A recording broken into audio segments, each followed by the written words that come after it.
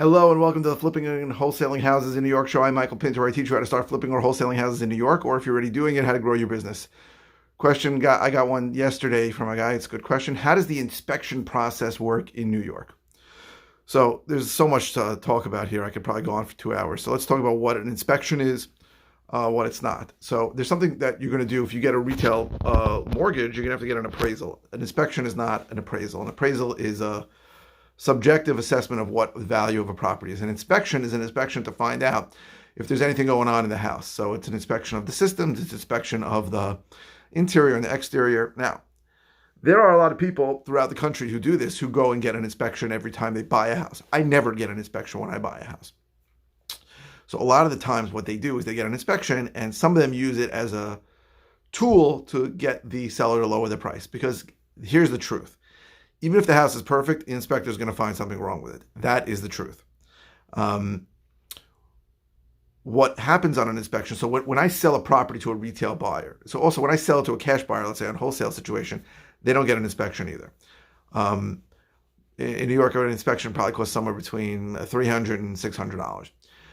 But a retail buyer does get an inspection. Now, when do they get the inspection? They get the inspection before the contract is signed. So what you might hear on the internet is that wholesaling is risk-free because you can just get an inspection contingency for 2 weeks, and if you can't find a buyer during those 2 weeks, you will simply get it back out of the contract. That's not how it works in New York. In New York, the inspections get done before the contract. So if there are any repairs requested, it gets put as an addendum to the contract.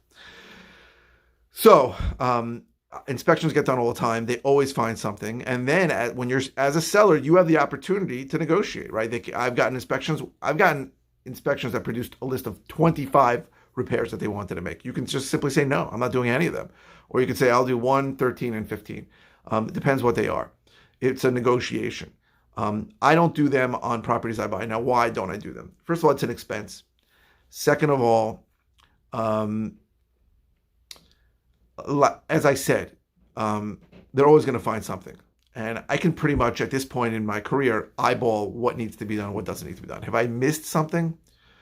Occasionally, but nothing that was a game changer. Could it happen one day that I'm going to miss something and it's going to kill a deal? Maybe. But again, I'm in the business to do a lot of deals. And I will openly say that if I lose money on 1 or 2 out of 50 or 100, I'm okay with that. So I don't do it. I don't recommend you do it. Because what you're going to get is an inspection that makes every house, certainly a house that you're buying as a cash buyer, as a investor, usually they're not in the greatest shape, and you're going to get all kinds of stuff there that are going to make you think twice about actually going through with the process. So if you're wholesaling, let's be honest, the cash buyers you're selling to are not going to do an inspection, and hopefully you're going to see everything they're going to see. So I don't see it as part of the process in a investor to investor transaction. It's always part of the almost always, not always, but almost always part of the process when you sell the property to a retail buyer. So if you're wholesaling or rehabbing a property, they're going to do an inspection. So you may, if you have an inspector that will do it, you may want to do an inspection first. I think I did it once a long time ago, just to see what kind of issues they're going to have, so you can maybe repair them first. But here's the truth: I don't think it's a good idea because the inspector's always going to find something. So sometimes it's almost better if you leave something obvious for them to find, because then they feel like they've done their job, and then you can fix it. But if everything looks great, and I've done properties where I've rehabbed, I thought there was nothing in this property wrong, and an inspector came and gave me 12 different things they didn't like.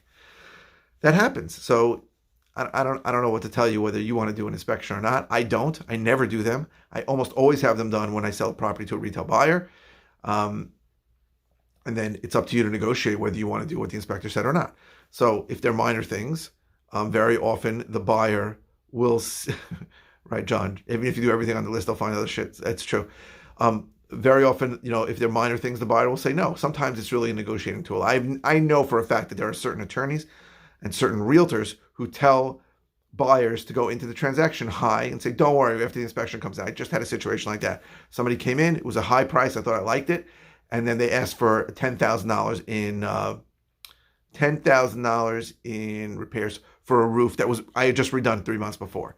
And I know that what happened is that I don't know, but I'm pretty sure that what happened is this attorney and or this realtor said to the buyer, "Don't worry, we'll go in 10,000 above asking, and then I'll get it down to asking on the inspection." And I said, I'm not absolutely not giving an adjustment for a roof that's brand new. The roof was fine, by the way. So I didn't sell it to that person. That person really wanted to buy the property for $10,000 less than they offered. That happens too. Nothing you can do about it. It's just part of business. So that's how the inspection gets done, and why I never order them. I hope this was helpful. If you like these videos, please click like. The thumbs up really helps my SEO. If you are watching on YouTube, please subscribe, and please keep the comments coming. So this topic came by request. Any requests you have, I really would appreciate letting me know. Again, there's no bad questions. If it's a topic I recently covered, I will simply send you a link to the video, and there's no bad questions. Any question you have is fine. John says, I just done the repairs before and stuck in a deal. Sometimes it's better to bite the bullet as well and just do them and get it. Yeah, sometimes you're going to do everything they ask for. Sometimes. I always negotiate, though. I find that I've never got a list of repairs after an inspection where there weren't at least a few stupid things there that I can just say I'm not doing.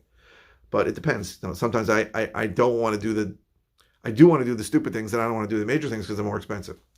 That's how the process goes. So thank you very, very much for watching. If you're interested in how I can help you, go to howtoflipnewyork.com. If you're interested in coaching, go to coaching.howtoflipnewyork.com. And thank you very, very much for watching.